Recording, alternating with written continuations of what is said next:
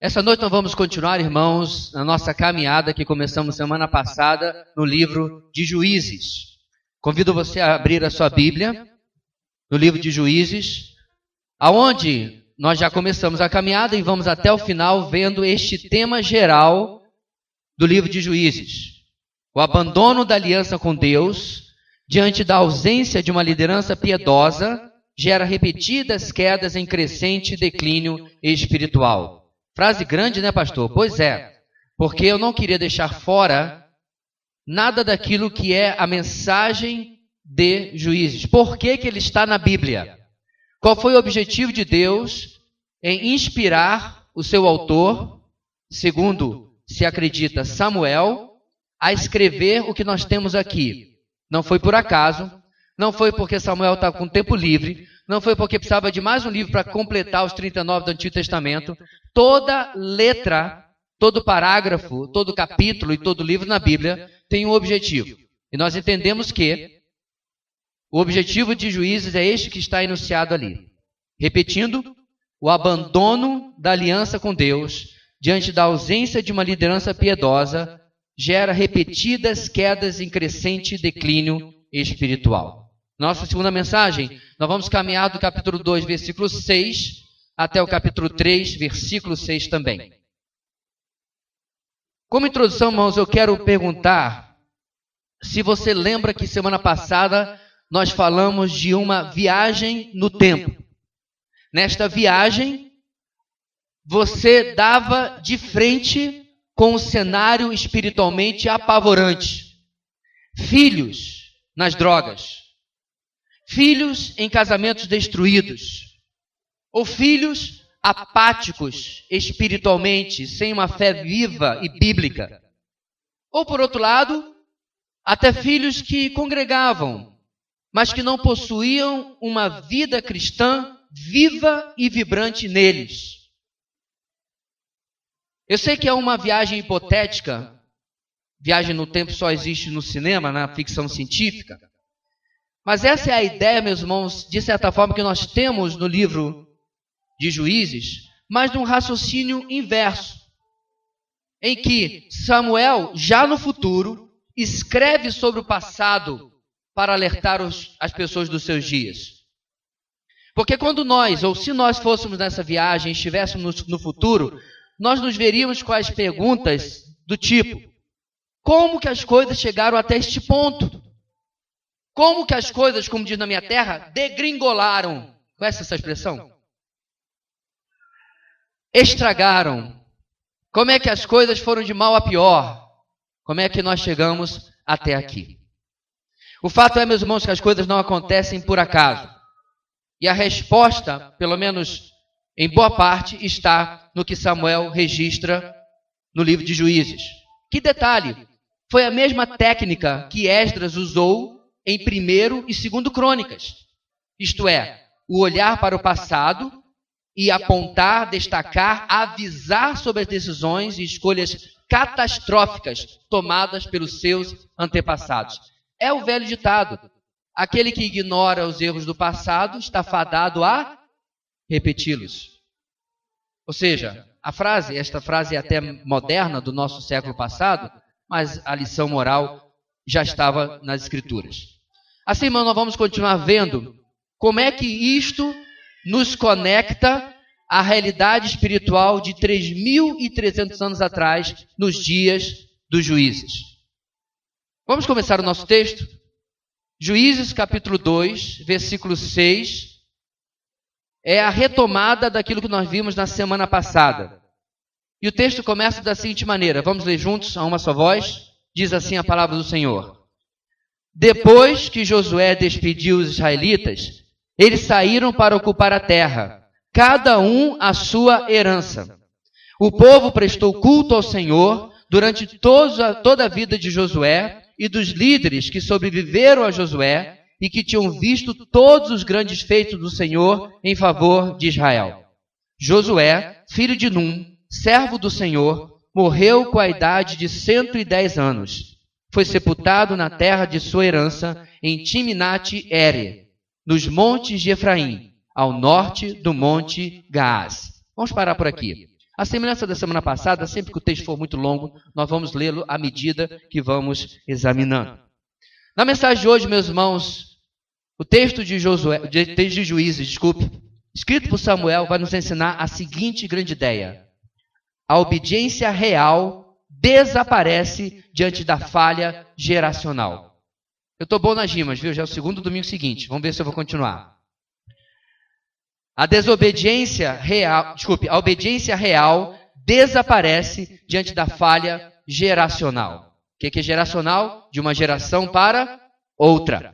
A falha em manter a qualidade espiritual de uma geração a outra leva à bancarrota, destrói uma obediência real, sincera, completa, como Deus esperava deste povo. Portanto, esta obediência completa que Deus esperava, real, desaparece diante desta falha geracional, de uma geração para a outra.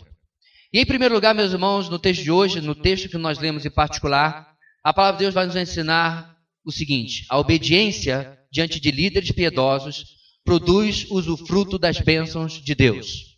A obediência diante de líderes piedosos produz usufruto das bênçãos de Deus. É o texto que nós acabamos de ler. É um texto curto. E entre os versos 6 e 7 que nós lemos, há inclusive um pulo no tempo. O texto é curto, mas vai adiantar a nossa história. No verso 6, ainda estamos nos dias de Josué. E o povo está saindo para tomar posse da terra. São dias prósperos, são dias de vitória, são dias de realizações. Provavelmente o autor está ligando os Juízes àquilo que aconteceu no final do livro de Josué, capítulo 24. Quando Josué renova o compromisso espiritual do povo, quando eles estavam no lugar chamado Siquém. E o povo parte dali, cada um, para tomar posse da sua herança. Como eu disse, dias de vitória, dias de realização, dias de festa, dias de contentamento. E por que esses dias eram assim? Porque Josué liderava o povo e o povo ouvia. Josué trazia aquilo que Deus estava dirigindo o povo e o povo obedecia. Nós estamos nos dias desta obediência real que está na nossa grande ideia. É uma obediência que acontece também por causa da participação de líderes piedosos, ou seja, líderes consagrados, capacitados e que estavam sendo instrumento de Deus para abençoar o povo. O povo está cumprindo aquilo que havia sido ordenado e prometido por Deus desde os dias de Abraão, Isaque e Jacó. Lembra? Esta terra que você está pisando, eu vou dar a seus antepassados. Deus não falou isso para esses três? Os três patriarcas, Abraão, Isaque e Jacó. E depois Deus repete nos dias de Moisés, até chegar aos dias de Josué.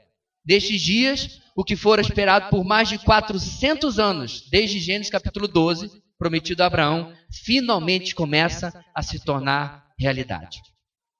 No verso 7, contudo, temos esse pulo no tempo, onde nós passamos para o fim da vida de Josué e de seus contemporâneos. Ou seja, Josué, ele tinha, de certa forma, sucesso no que estava fazendo, porque ele estava acompanhado de outros líderes piedosos, que repetiam as ações dele, que copiavam, que reproduziam aquilo que ele estava dirigindo o povo. E essa, meus irmãos, é a descrição, até o momento, do legado de Josué. Os irmãos já sabem que essa é uma palavra que eu gosto muito. Legado. Aquilo que nós deixamos para os que vêm depois. O legado pode ser bom, o legado pode ser ruim, é claro. Mas eu me refiro sempre a um legado espiritualmente positivo. O povo se manteve fiel durante os seus dias, os dias de Josué, e os dias dos líderes, seus contemporâneos. Da saída do Egito até agora, o começo, ou praticamente toda a tomada da terra. Irmãos, nós estamos falando aqui de décadas. Quanto tempo o povo ficou no Egito? Quanto tempo o povo levou do Egito para a Terra Prometida? 40 anos, não é isso? Sendo que, pelo menos 30 e tantos anos, eles rodaram, que nem barata tonta, por causa dessa desobediência, para que a primeira geração morresse no deserto, e a geração que um dia herdaria Canaã chegasse até a idade adulta. Confere? Aí você tem um povo que tem cerca de 20 anos, e chega até a Canaã com 55 a 58 anos, mais ou menos. Dentre eles, você tem Josué e Caleb, já beirando os 80 anos. E aí você tem no texto que ele morreu com 110 anos, ou seja, nós temos décadas de prosperidade, de vitória, por causa da obediência. Décadas se passaram. Porém, ainda assim, agora nós vamos ver um legado temporário no nosso texto mais à frente. Até agora, meus irmãos, o texto está tratando como que aquilo que Josué e seus contemporâneos dirigiram ao povo, tudo deu certo. Eles ouviram.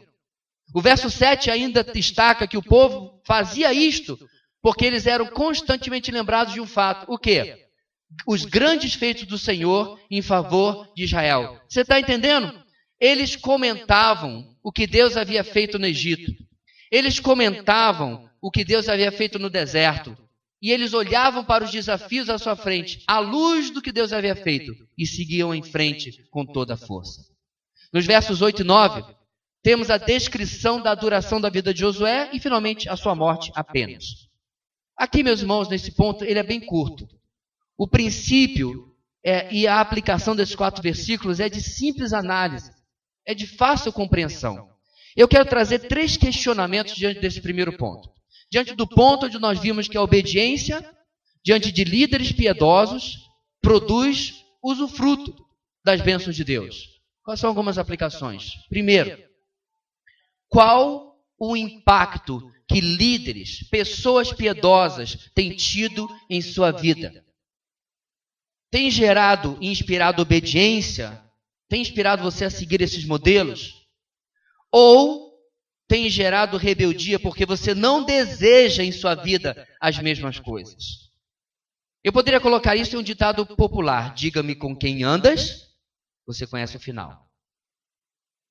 Eu me recordo, irmãos, se irmãos me permite um exemplo pessoal, que no início da minha adolescência, eu fui jogado às feras da liderança da igreja. Ninguém queria, alguém me indicou e lá estava eu, com 12 anos de idade, com o primeiro cargo com os adolescentes da igreja. Com 13 já era presidente da União de Adolescentes, uma forma que nós tínhamos de reunir na época. E eu tinha 2 opções. Ou eu me aproximava eu vou evitar o tempo banda podre, mas eu fui tentado. Eu me aproximava do lado que não queria nada com nada na igreja, ou eu colava com quem queria andar com Deus. E diante da tarefa que havia me sido dado com 13 anos de idade, a escolha não era tão difícil assim. Ou eu me juntava com esses amalequitas aqui, ou eu me juntava com quem estava segurando na ponta do altar, de quem estava carregando realmente a vida com Deus. E eu comecei também a me inspirar, no sentido humano da palavra, nos líderes mais velhos, o presidente dos jovens, diáconos da igreja, o meu pastor. O ponto aqui, meus irmãos, é que este povo foi bem sucedido, porque, não se engane, havia com absoluta certeza, dentre eles, bolsões de resistência ao direcionamento espiritual de Josué e seus colíderes. Mas a grande massa da igreja resolveu o quê? Nós vamos ouvir quem tem compromisso com Deus e não quem não tem. Uma decisão que só é simples se eu digo não à minha própria rebeldia. Porque nem sempre, meus irmãos, era divertido seguir quem tinha compromisso com Deus. Era mais divertido seguir o pessoal da bandalha. Pastor, na sua igreja tinha um pessoal da bandalha? É gente que cresceu na igreja, ou que entrou pela amizade, ou que realmente é crente, mas está com a vida na pasmaceira. Então eu repito a pergunta, meu irmão: qual é o impacto que pessoas, líderes piedosos, têm tido na sua vida? Mas deixa eu fazer a segunda pergunta ao contrário. Por acaso você é um líder piedoso que motiva e inspira as pessoas a andar mais perto de Deus? Primeiro eu perguntei se você era povo que olhava para um Josué. Agora eu pergunto, você é um Josué? Não, pastor, mas eu não tenho um chamado. Você não entendeu, querido. Quando você se converte, você assina um alistamento que não é opcional. Não tem aquela história: eu me converti, mas eu vou ser um crente classe 5 porque eu não tenho muito tempo. Não, você não entendeu. Talvez você não tenha nem se convertido. No reino de Deus só tem lugar para servos, para quem tem compromisso com a piedade, com a consagração, com a espiritualidade. Então, meu querido, essa geração tem sido impactada com a sua vida com Deus. Às vezes nós lemos, irmãos, biografias de homens de Deus, e é bom, mas eu concordo com o pastor Augusto Nicodemos quando ele diz, leia com cuidado, porque aquilo é o que Deus fez na vida dele. Só existiu um Paulo, só existiu um João. Para chegar mais perto, só existiu um George Miller, um Charles Spurgeon. Deus não existe, ele não é meu padrão. Deus não quer que eu seja ele. Mas a pergunta é, eu estou sendo o que eu devo ser? Essa é a questão. Esta geração é impactada pelo meu compromisso com o Evangelho, com a sã doutrina, com uma vida piedosa. E terceira e última pergunta desse primeiro ponto. Os grandes feitos do Senhor, como diz o texto, movem seu coração à consagração. O povo era inspirado porque eles olhavam para trás para a libertação do Egito. E eu achei interessante isso, irmãos, porque a libertação do Egito é um tipo da libertação do mundo. Não estou alegorizando o texto. Isso é uma questão de tipologia. A libertação do Antigo foi realmente a libertação do Egito. Eles saíram literalmente de uma terra e saíram literalmente por um deserto e cruzaram literalmente o mar. Nada ali não é literal, tudo é literal. Mas é um tipo da libertação do ser humano do mundo e da sua conversão até a chegada, a peregrinação até a terra prometida. Eu achei isso interessante, sabe por quê? Porque no livro de Romanos, do capítulo 1 até o capítulo 11, Paulo usa ou descreve os feitos, as obras do Senhor. Quando chega no capítulo 12, ele diz o quê? Rogo pelas misericórdias de Deus que eu descrevi do capítulo 1 até o capítulo 11, que vocês façam uma coisinha, que se ofereçam em sacrifício vivo, santo e agradável a Deus. Inclusive texto que está no artigo do seu boletim de hoje. Este é o culto racional de vocês. E aí tem uma parte bem prática. Não se amoldem ao padrão deste mundo, mas transformem-se pela renovação da sua mente, para que sejam capazes de experimentar e comprovar a boa, agradável e perfeita vontade de Deus. Ou seja, na nossa vida hoje, meus irmãos, o que fortalece, o que estimula a nossa vida espiritual não é evento de igreja.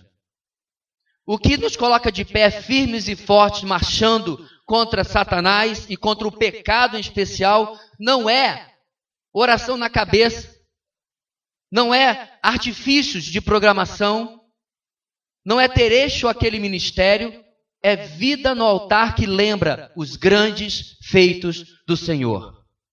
Martim Lutero dizia, você conhece a frase? Eu devo pregar o Evangelho a mim todo dia, porque eu esqueço dele todo dia. É o Evangelho, meus irmãos, que nos mantém de pé. É o fato de que o nosso Deus nos resgatou do nosso Egito, da escravidão do pecado. E Ele nos trouxe com asas de águia, como Ele diz no profeta, até a sua presença e tem nos caminhado, ou tem nos feito caminhar junto com Ele. É isso que estimula, que abençoa a nossa vida. Sabe por quê? Porque você vai acordar um dia muito mal. Pode ter sido hoje, inclusive. Você vai enfrentar problemas, dificuldades, lutas na vida. Mas a palavra de Deus permanece eternamente no céu, nosso Deus continua no trono e Ele não perdeu o controle de nada. É o Evangelho, meus irmãos, que traz a estabilidade para a nossa vida, não as circunstâncias. É a obra da cruz, é a graça e o Espírito Santo que Deus derramou sobre a nossa vida que traz a estabilidade para a nossa vida, e não a última novidade evangélica. Em resumo, eu volto a perguntar, será que nós temos sido movidos também à obediência, a esse tipo de obediência que eu acabei de falar, por andar junto com pessoas piedosas, e assim, tal e qual Israel, podemos experimentar, irmãos, as bênçãos de Deus na nossa vida? Mas o texto vai continuar. E eu quero convidar você agora a nós lermos a seção do versículo 10 até o versículo 19. Creio que sua Bíblia continua aberta. E continuando então, irmãos, assim diz a palavra do Senhor. Juntos? Depois de que toda aquela geração foi reunida a seus antepassados, surgiu uma nova geração que não conhecia o Senhor. e o que ele havia feito por Israel. Então os israelitas fizeram o que o Senhor reprova e prestaram culto aos Baalins. Abandonaram o Senhor, o Deus dos seus antepassados, que os havia tirado do Egito, e seguiram e adoraram vários deuses dos povos ao seu redor, provocando a ira do Senhor. Abandonaram o Senhor e prestaram culto a Baal e a Astarote. A ira do Senhor se acendeu contra Israel. Ele os entregou nas mãos de invasores, que os saquearam. Ele os entregou aos inimigos ao seu redor, aos quais já não conseguiam resistir. Sempre que os israelitas saíam para a batalha, a mão do Senhor era contra eles, para derrotá-los, conforme havia advertido e jurado a vocês. Grande angústia os dominava. Então o Senhor levantou juízes, que os libertaram das mãos daqueles que os atacavam. Mesmo assim, eles não quiseram ouvir os juízes. Antes se prostituíram com outros deuses e os adoraram. Ao contrário dos seus antepassados, logo se desviaram do caminho pelo qual seus antepassados tinham andado, o caminho da obediência aos mandamentos do Senhor. Sempre que o Senhor lhe levantava um juiz, ele estava com o juiz e o salvava das mãos dos seus inimigos, enquanto o juiz vivia. Pois o Senhor tinha misericórdia por causa dos gemidos deles, diante daqueles que os oprimiam e os afligiam. Mas quando o juiz morria, o povo voltava a caminhos ainda piores do que os caminhos dos seus antepassados, seguindo outros deuses, prestando-lhes culto e adorando-os. Recusavam a abandonar suas práticas e seu caminho obstinado. Em segundo lugar, meus irmãos, a palavra de Deus nos ensina neste texto que acabamos de ler. A falha em transmitir a piedade à próxima geração possibilita o abandono da obediência. A falha em passar adiante a vida de piedade, a vida de consagração, a geração ou gerações que vieram depois deles, possibilitou o abandono da obediência.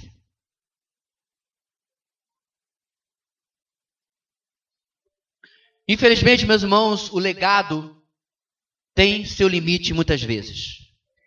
Infelizmente, ele não é autorreproduzível. Seria maravilhoso se fosse assim. Ele é reproduzido por outro. E muitas vezes ele chega até o final, pelo menos no caso do texto que nós estamos lendo. Eu comentava em casa, meus irmãos, que o versículo 10, para mim, é um dos versículos mais tristes de toda a palavra de Deus. Tal e qual, meus irmãos, o versículo lá de 3 João não tem maior alegria do que saber que os meus andam na verdade, é um dos versículos mais felizes que eu vejo na palavra de Deus. São dois contrastes. São dois opostos, melhor dizendo. Um povo que abandonou, e o apóstolo João, lá no final da Bíblia, contente em saber que os seus, aquele em quem ele havia investido, estavam andando na verdade. O apóstolo está longe, o apóstolo está velho, mas seu trabalho não parecia ter sido em vão. Aqui não é o caso. A geração que veio depois dos dias de Josué e dos seus contemporâneos, o autor de Juízes registra que a razão de tudo isso acontecer, dali para frente, é que surgiu uma nova geração que não conhecia o Senhor e o que ele havia feito por Israel. Deixa eu explicar uma coisa sobre o verbo conhecer, irmãos. O verbo conhecer aqui não é ter conhecimento de que algo existe. O verbo conhecer é inclusive o mesmo verbo, se você lembra bem das Bíblias nas versões antigas, que quando um homem e uma mulher tinham relações, qual é o verbo que é usado no hebraico, inclusive foi traduzido para o português durante muitos anos. Então Adão conheceu Eva e Eva concebeu. Ok? Ou seja, o termo aqui é um termo de relacionamento, de intimidade, não apenas sexual, é óbvio, mas quando você tem vida, você anda junto com aquela pessoa ou até mesmo com Deus. 90 e tantos % dos brasileiros, irmãos, talvez excetuando aqueles que moram nas selvas, sabem quem é Deus. Mas eu posso lhes garantir que eles não conhecem Deus. Este é o problema aqui. Deus se transformou no Deus cultural que nós vivemos hoje. Deus te abençoe. Vai com Deus. Deus me livre. Mas não há desejo nenhum de que realmente Deus abençoe, que a pessoa vá com Deus, e muito menos que Deus o livre. Porque esses sentimentos envolvem relacionamento. Deus não abençoa quem não tem relacionamento com Ele, Deus não vai com quem não tem relacionamento com Ele, e Deus não livra quem não tem relacionamento com Ele. Então, quando o texto fala, meus irmãos, que eles não conheciam o Senhor, é que Deus se tornou Yahweh, o Deus dos hebreus, se transformou apenas em uma noção vaga, um folclore, é a palavra que eu estava procurando, um mito que não fazia parte da vida deles e eles também não sabiam o que ele havia feito por Israel. Diferente de Moisés, meus irmãos, Josué morre sem apontar um substituto, abrindo assim caminho para a apostasia e para os dias dos juízes. E não só ele, irmãos, mas uma geração inteira falha em cumprir o que prometeram, que foi transformado em canção no Salmo 78, que lemos semana passada. Abra sua Bíblia, por favor, deixa o dedinho em Juízes. Vamos no Salmo 78. Eu quero lê-lo novamente, irmãos, porque ele é a tradução do que eles deveriam ter feito, mas não fizeram.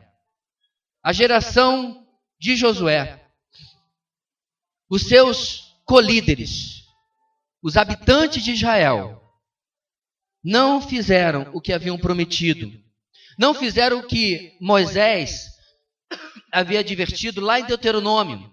Ouve, Israel, as palavras que hoje te ordeno, vocês vão ordená-las a seus filhos. Vocês vão enfiar na cabeça dos seus filhos. E vão falar delas andando no caminho e sentado em casa. Em todo momento vocês vão passar isso. Tem ou não tem o texto, irmãos? Eles não seguiram. E não faziam o que eles cantavam no Salmo 78. Vamos ler lá, juntos, versículo 1 até o versículo 8. Povo meu, escute o meu ensino, inclina os ouvidos para o que eu tenho a dizer. Em parábolas abrirei a minha boca, proferirei enigmas do passado.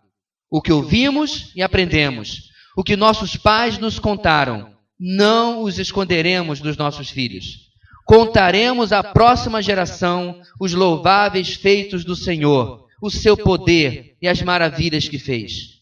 Ele decretou estatutos para Jacó, e em Israel estabeleceu a lei, e ordenou aos nossos antepassados que a ensinassem aos seus filhos, de modo que a geração seguinte a conhecesse, e também os filhos que ainda nasceriam, e eles, por sua vez, contassem aos seus próprios filhos. Então, eles porão a confiança em Deus, não esquecerão os seus feitos e obedecerão aos seus mandamentos. Eles não serão como seus antepassados, obstinados e rebeldes, povo de coração desleal para com Deus, gente de espírito infiel. Meus irmãos, eu cantaria isso de joelhos, pedindo: Deus, me ajuda a fazer isso aqui. E o mais interessante, meus irmãos, é que nós não sabemos precisamente quando o Salmo 78 foi escrito, mas é muito provável que ele foi escrito depois dos dias que nós estamos lendo os Juízes. E é de se esperar que eles aprendessem a lição, mas não aprenderam. Você conhece o Antigo Testamento. Em outras ocasiões, o povo vai fazer de novo a mesma coisa, para o que Juízes está aqui para nos advertir. Mas seguindo o nosso texto, irmãos, o peso principal hoje do legado não está sobre a geração que virá, mas sobre a geração que está. Há uma responsabilidade compartilhada, é verdade, mas a maior responsabilidade é de quem está liderando. São daqueles que já têm entendimento, os jovens, os adultos casados, os pais, os irmãos mais velhos, cabem a ele a maior responsabilidade. Esta geração deve passar o bastão e a próxima deve tomá-lo. Eu creio, irmãos, que a convivência com as nações ímpias, que não foram expulsas ou exterminadas, corrompeu a passagem do legado e o recebimento dele. Se transformaram em uma armadilha, assim como o Senhor havia dito. Portanto, meus irmãos, o legado é uma transmissão ativa, dinâmica, aonde é necessário consagração tanto de um lado quanto de outro. O resultado da idolatria, no verso 11, seguindo o nosso texto, é completamente previsível diante do que estava esse povo mostrando. Entra a frase, meus irmãos, que seria anos depois repetida a respeito de todos os reis de Israel e a respeito de alguns reis de Judá. Qual frase? Fez o que o Senhor reprova. Lembra disso? Então morreu o rei tal e seu filho fulano reinou em seu lugar. Sendo um rei de Israel, sobre o reino do norte, sobre todos eles foi dita a mesma coisa. Fez o que o Senhor reprova. Porém, o reino do sul, uma parte sim, uma parte não, ouviu a mesma frase. Fez o que o Senhor reprova. Qual a sua percepção quando você sabe que fez algo que seus pais reprovam? Lembra disso? Quando você era mais novo ou agora mesmo ainda está sob a direção de seus pais? Esta deveria, meus irmãos, ser o impacto da geração que leu aquilo que o autor escreveu aqui. Vocês estão fazendo coisas reprováveis para o seu pai, para o seu Deus. Isso deveria impactar, incomodar, mudar a perspectiva deles. É por isso que o autor escreve isso. No verso 12, essa idolatria é chamada de abandono do Deus dos seus antepassados. Abandonar o Deus que lhes havia libertado e dado aquela terra e passaram a adorar os falsos deuses que não conseguiram proteger os povos de Canaã contra Israel. Percebeu que coisa impressionante? Eles largaram o Deus que lhes havia dado poder e condições para conquistar aquela terra e trocaram esse Deus poderoso, que cumpre o que ordenou, que cumpre o que prometeu, trocaram pelo quê? Pelos falsos deuses que não conseguiram proteger aquela terra. É mais ou menos, irmãos, como a ilustração da história de Oséias. Largaram o marido que cuida, o marido que embeleza, que zela, e trocaram por um amante que bate, que espanca, que xinga, que chuta. É isso, meus irmãos, que o pecado faz na nossa vida com a desobediência.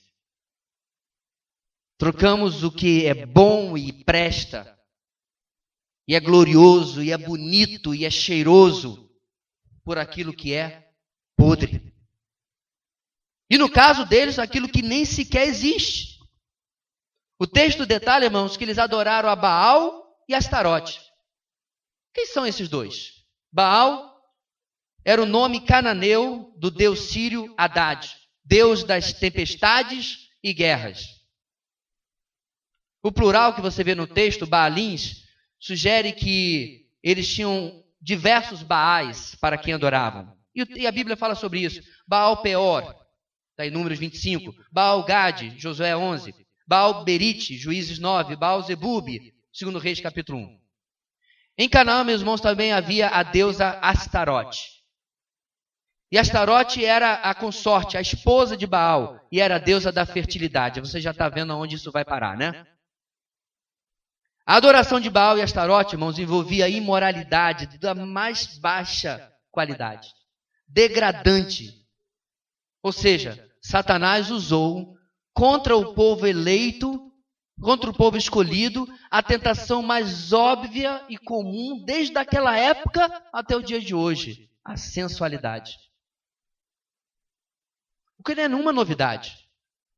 Eu já retratei, meus irmãos, como que a frase sexo vende não é apenas uma frase de efeito. Lembra quando eu contei da experiência na única feira do automóvel que eu fui, porque eu ganhei o ingresso? Na feira do automóvel de 1990, em São Paulo. E era a primeira vez que a Ferrari estaria no Brasil. Mas antes de eu chegar na Ferrari, porque eu não sabia onde estava, eu passei pelos lançamentos, em cada carro tinha uma modelo top ou baixo, eu sei lá qual é a qualidade de cada uma, com um vestido extremamente apertado, ao lado de um cara que com certeza nunca teria uma mulher daquela, dizendo que ele merecia aquele carro. Sexo vende. A única exceção foi a Ferrari, porque quando nós chegamos lá, todo mundo pediu ao modelo, moça, pode sair para a gente tirar foto do carro?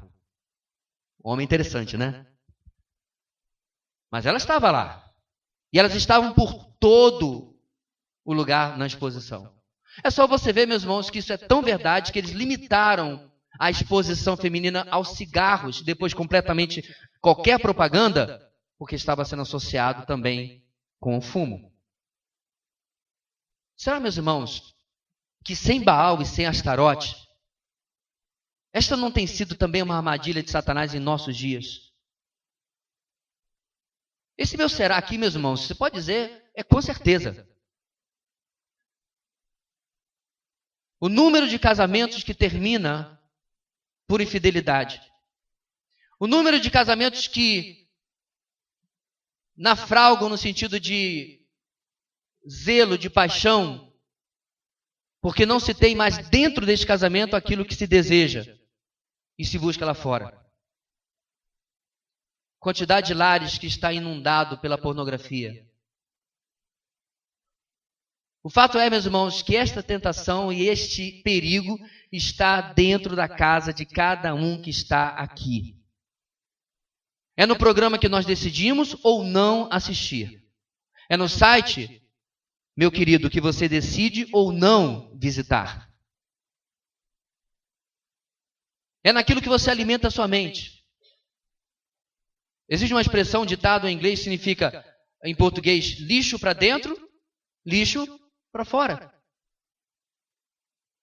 É a forma como nós, irmãos, alimentamos, inclusive, a nossa programação espiritual sobre qual é a perspectiva bíblica do corpo da pessoa do outro sexo.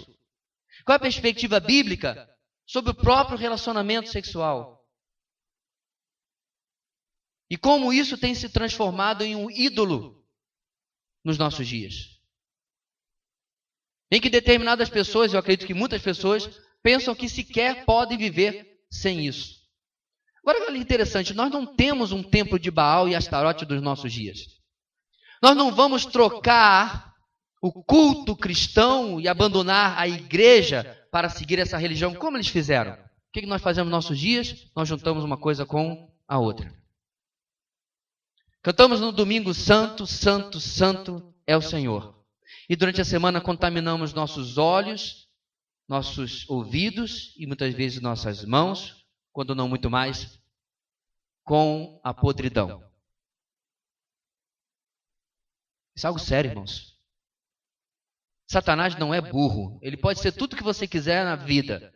Coloque muitos adjetivos do lado dele, mas nunca o chame de burro. Ele sabia o que estava fazendo aqui e sabe o que está fazendo em nossos dias. Jovem, cuida. O cântico é infantil, o cântico é antigo, mas ele continua verdade. Cuidado, olhinho, o que vê.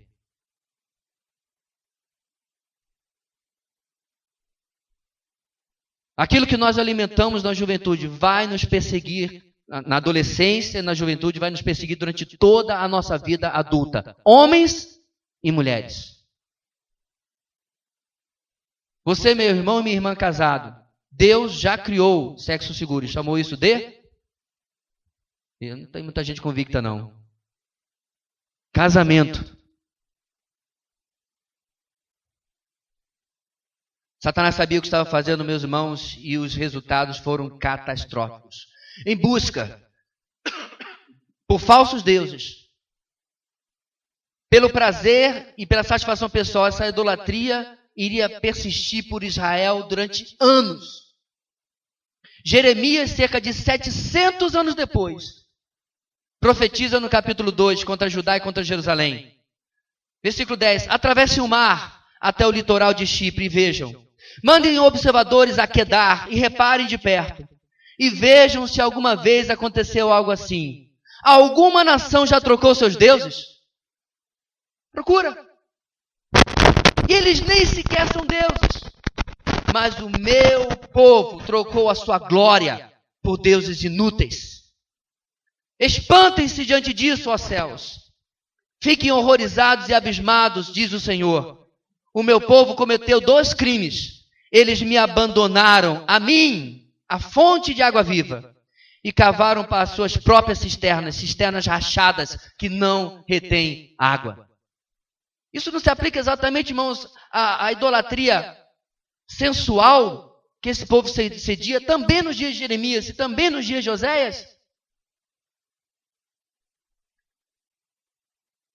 Porque, meus irmãos, hoje já se criou uma nova categoria de doença, o tal do dependente sexual. Mas Qualquer coisa só cria dependência na nossa vida, irmãos, quando ela é mal utilizada. Quando ela é colocada fora dos padrões da palavra de Deus. Mas o fato é, meus irmãos, que o povo continuaria durante tanto tempo, entre altos e baixos, rejeitando Deus e voltando-se contra o Senhor. Nosso texto continua no verso 14, traz o resultado do pecado de Israel. Não tinha outro jeito. A ira do Senhor se acendeu contra Israel. E começa assim, meus irmãos, aqui um resumo dos ciclos de queda, opressão e libertação que perdurariam por todo o livro. Neste primeiro ciclo de opressão nas mãos dos povos, primeiro invasores vêm ao território que já estava com Israel. E depois eles não conseguem mais combater e expulsar estes povos. E o verso 15 nos traz um detalhe, o autor sobre este quadro da ira de Deus. Qual é o detalhe que o verso 15 traz, irmãos? A mão do Senhor era contra eles para derrotá-los, conforme lhes havia advertido e jurado. Olha que interessante, irmãos. Ao longo do livro de Juízes, nós vamos ver ocasiões em que o povo não tem condição de vencer. Mas ele está arrependido, ele está contrito e ele está agora se voltando para Deus. O que acontece? Eles vencem. Eu vou adiantar só um caso do nosso charado pastor Gideão aqui. Lembra disso? Com quantos ele venceu a guerra, irmãos? Quantas pessoas? 300. Contra milhares. Só que agora, ainda no ápice da sua força, no versículo que nós acabamos de ler, eles não conseguiam vencer os seus inimigos. Por quê? O texto acabou de dizer, o Senhor era contra eles. Meu amado, pouco importa quanto recurso você acha que tenha financeiro, intelectual, não se veja na contramão da vontade de Deus. Não fique com essa historinha de que não servimos a Jesus, o Deus do Antigo Testamento ficou lá. É o mesmo Deus. O que nos diz o autor de Hebreus? Terrível coisa é cair nas mãos do Deus vivo. É hora, meus irmãos, nós resgatarmos que o nosso Deus é Deus de amor, mas é o Deus de temor também. Com Deus não se brinca. E Israel estava aprendendo isso, irmãos, da pior maneira possível. Quando não experimentamos a fidelidade de Deus em nos abençoar na obediência, nós podemos contar por certo que vamos experimentar a fidelidade dele em nos disciplinar se caminharmos na desobediência. Eu vou repetir. Se nós, ou quando não experimentamos a fidelidade de Deus em nos abençoar na obediência, nós podemos contar por certo que vamos experimentar sua fidelidade em nos disciplinar ao caminharmos na desobediência.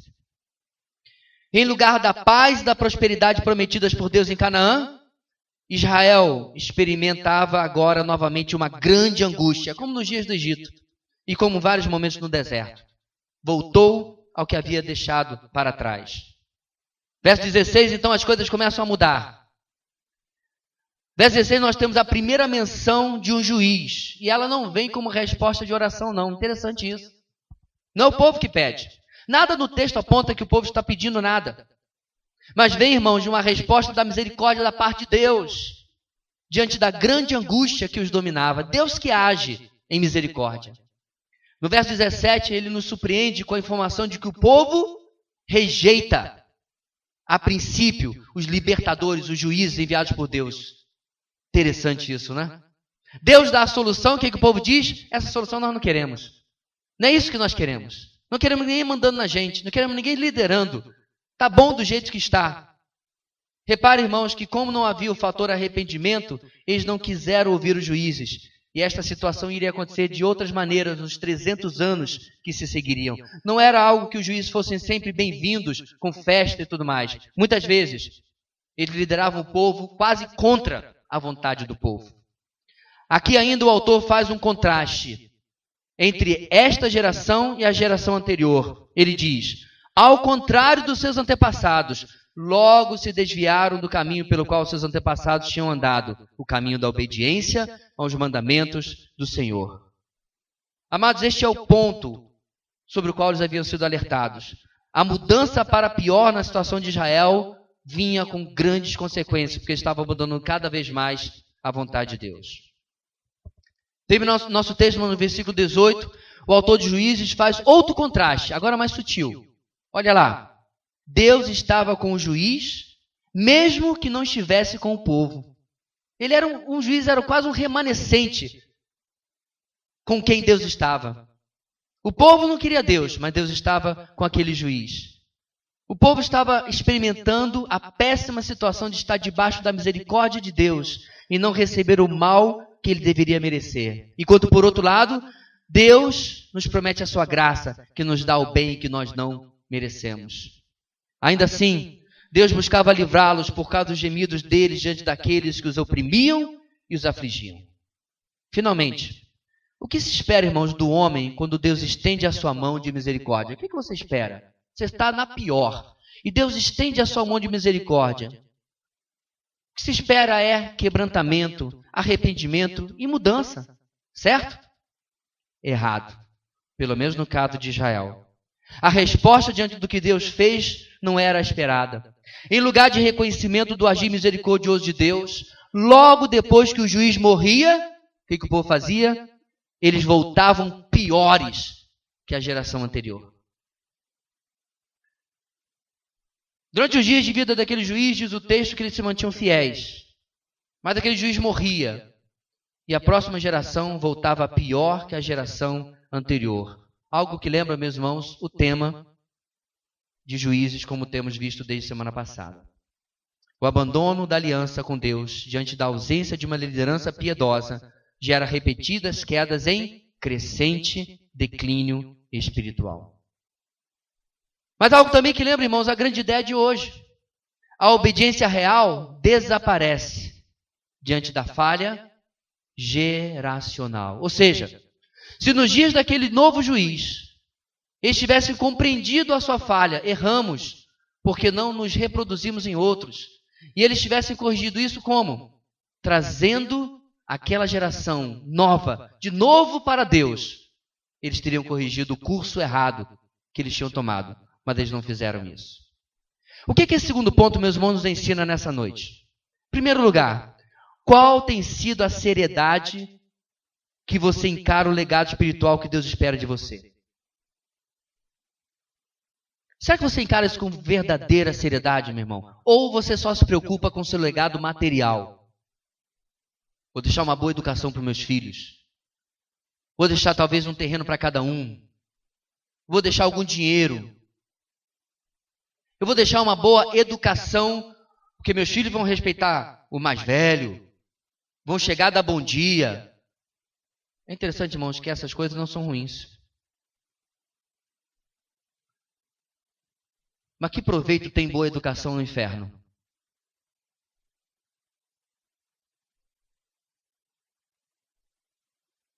Que proveito tem carros, casas e terrenos no inferno?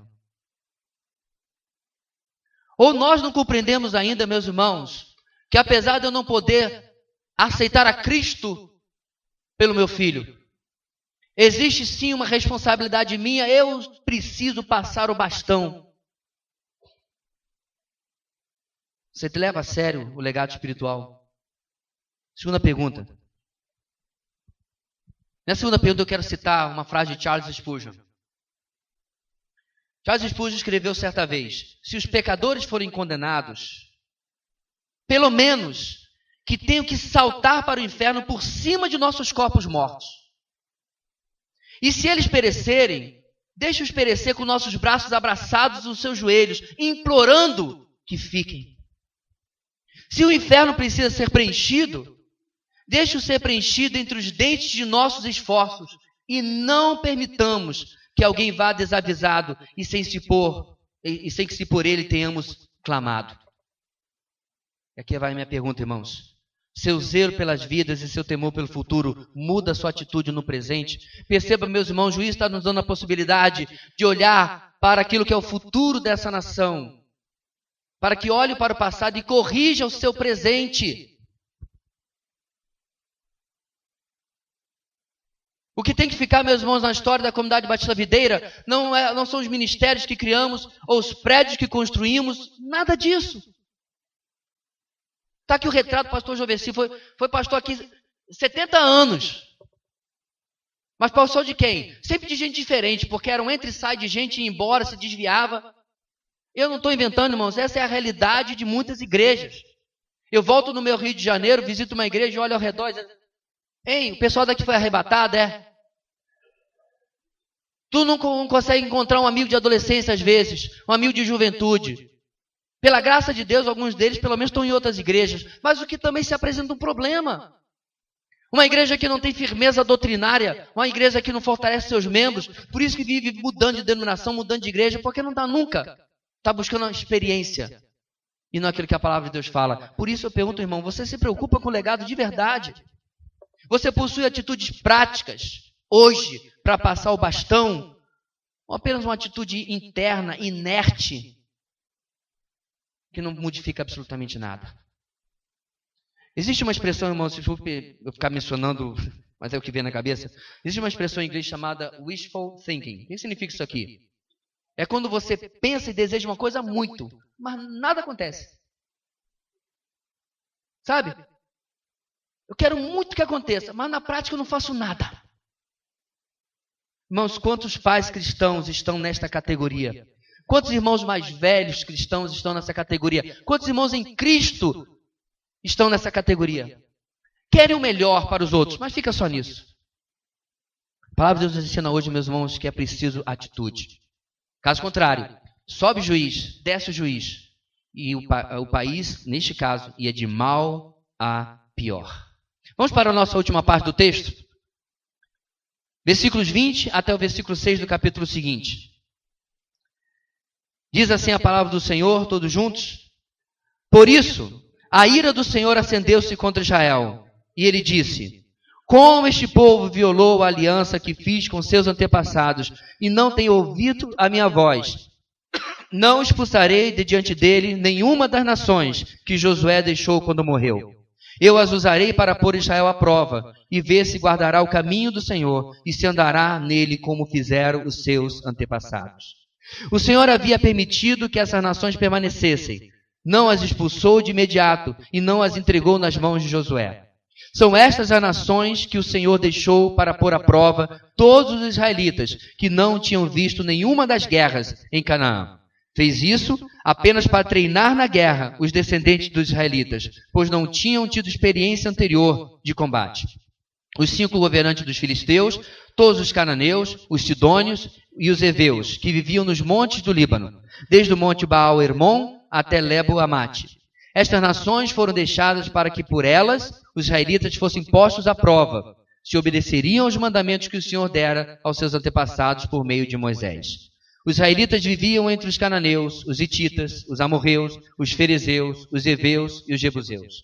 Tomaram as filhas deles em casamento e deram suas filhas aos filhos deles e prestaram culto aos deuses deles. Terceiro e último lugar, a fidelidade da disciplina do Senhor busca produzir arrependimento e preparo espirituais. A fidelidade em Deus nos disciplinar tem o objetivo de produzir em mim e você, primeiro, arrependimento, mas também casca grossa espiritual, preparo espiritual, condições, condicionamento para as lutas que vêm à frente. Mar calmo não faz bom marinheiro. Em suma, no versículo 20 e 22, eu pergunto, qual a sua atitude diante da desobediência e da rebeldia? Você que é pai, você que é mãe, o que você faz? Passa a mão na cabeça? Tolera? A Bíblia fala, meus irmãos, de um pai chamado Eli, sumo sacerdote, que repreendia os seus filhos, mas não os disciplinava, removendo-os da função sacerdotal que eles corrompiam. A Bíblia fala também da atitude tolerante do rei Davi para com o filho Adonias. O texto diz que seu pai nunca o havia contrariado. Nunca lhe perguntava, por que você age assim? Estas, meus amados, não são as atitudes do nosso Deus. O verso 20 começa repetindo que por causa da idolatria e do caminho obstinado, a ira do Senhor acendeu-se contra Israel. Nesses 3 versos, 20 a 22, é lembrado aquilo que o anjo do Senhor, o mensageiro do Senhor que vimos semana passada, já havia falado no versículo 3, lá em cima, no capítulo 2. Portanto, agora lhes digo que não os expulsarei da presença de vocês. Eles serão seus adversários e os deuses deles serão uma armadilha para vocês. Deus agora apenas detalhe o que ele já havia falado. Esta parece ser, irmãos, uma característica de Samuel ao escrever Juízes. Ele volta a lembrar o passado e repetir o que foi dito no presente nessa narrativa em questão. E com o objetivo do quê? De trazer questionamento sobre o futuro, os seus próprios dias. É por isso que Samuel está escrevendo. Não vamos repetir hoje, Samuel diria, 300 anos depois, o que eles fizeram lá atrás. No versículo 20 a 22, ele vai dar mais alguns detalhes. Este povo violou a aliança que fiz com seus antepassados. Está aí no seu texto. Havia um acordo com o qual essa nação havia concordado. Segundo, esse povo não tem ouvido a minha voz. Havia uma indisposição em ouvir as advertências de Deus no presente. Terceiro, não expulsarei de diante dele nenhuma das nações que Josué deixou quando morreu. A disputa de Deus, irmãos, era com a geração que havia vindo depois dos dias de Josué. É Deus avisando sobre o futuro daquilo que havia sido semeado no passado.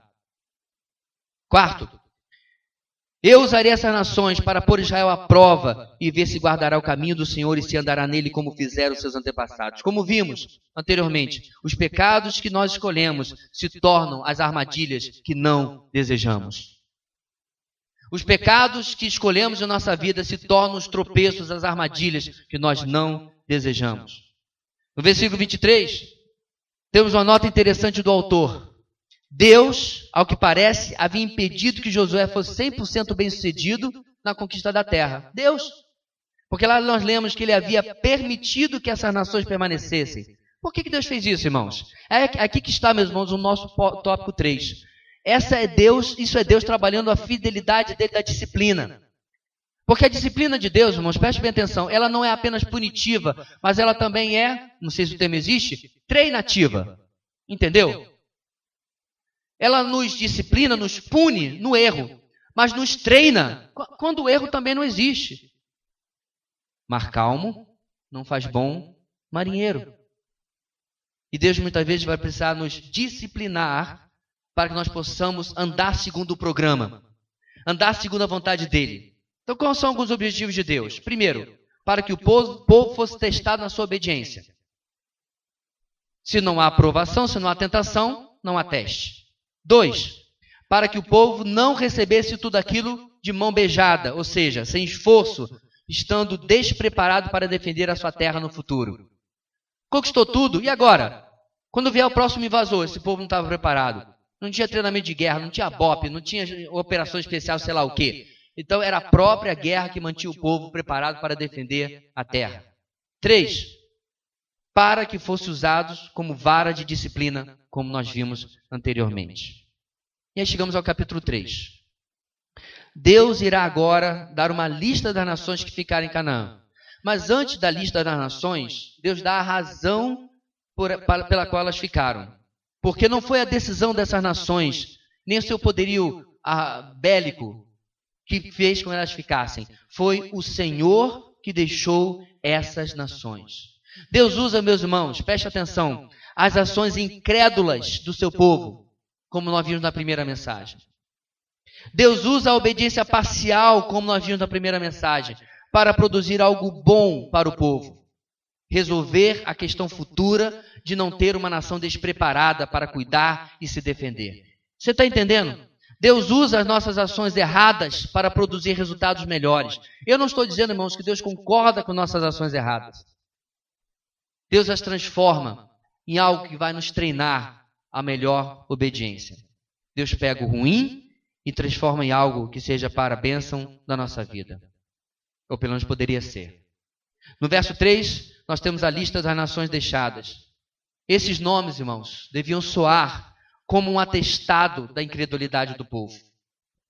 Enquanto que no passado era um desafio à fé, agora era um atestado do fracasso. Nossos desafios dados por Deus são testes da nossa fé. Nossas quedas são declarações vergonhosas da nossa incredulidade. Deus coloca, meus irmãos, desafios à nossa frente de obediência, de mudança, de transformação, de santidade, para que a nossa fé seja testada. Quando eu sou reprovado nisso, atesta a nossa incredulidade. Como dissemos no verso 4, o autor repete o principal objetivo dele, do Senhor: provar os seus com essas armadilhas. E aí, finalmente, irmãos, nosso texto chega ao final. Versículo 5 e versículo 6. E ele chega, meus irmãos, de maneira triste. Deus deixa claro que Israel não passaria ou não passou no teste que ele havia colocado. Ele deixa clara a falha de Israel. Eles viveram em meio a um povo contra quem foram advertidos. E pior, começaram a contaminar a descendência santa, levando a uma idolatria perversa e homicida e promíscua, casando-se e dando-se casamento com os povos que Deus havia proibido. Parece simples, né, irmãos? Mas isso é o desenrolar da desobediência. Esse é o desenrolar paulatino e progressivo de corações endurecidos que não reconhecem o valor da disciplina de Deus. Eu quero terminar nossa mensagem, irmãos, lendo o texto de Hebreus capítulo 12. Em Hebreus capítulo 12, o autor confronta a nossa luta contra o pecado e o papel da disciplina de Deus. No versículo 4 de Hebreus 12, nós lemos: na luta contra o pecado, vocês ainda não resistiram até o ponto de derramar o próprio sangue. Vocês se esqueceram da palavra de ânimo que ele dirige a vocês como a filhos? Meu filho, não despreze a disciplina do Senhor, nem se magoe com a sua repreensão, pois o Senhor disciplina quem ama e castiga todo aquele a quem aceita como filho. Suportem as dificuldades, recebendo-as como disciplina. Deus os trata como filhos. Ora, qual o filho que não é disciplinado por seu pai? Se vocês não são disciplinados e a disciplina é para todos os filhos, então vocês não são filhos legítimos, mas sim ilegítimos. Além disso, tínhamos pais humanos que nos disciplinavam e nos respeitávamos. E nós respeitávamos. Quanto mais devemos submeter-nos ao Pai dos Espíritos para assim vivermos? Nossos pais nos disciplinavam por curto período, segundo lhes parecia melhor. Mas Deus nos disciplina para o nosso bem, para que participemos da sua santidade. Nenhuma disciplina parece ser motivo de alegria no momento, mas sim de tristeza. Mais tarde, porém, produz fruto de justiça e paz para aqueles que por ela foram exercitados. Israel não aprendeu, irmãos, nada do que nós lemos aqui. Mas cabe a nós, irmãos, olhar para esta lição e olhar para aquele número 3 ali. Deus está sendo fiel em lhe disciplinar, porque Ele quer buscar ou alcançar na sua vida arrependimento e preparo espirituais. Como você recebe a disciplina do Senhor?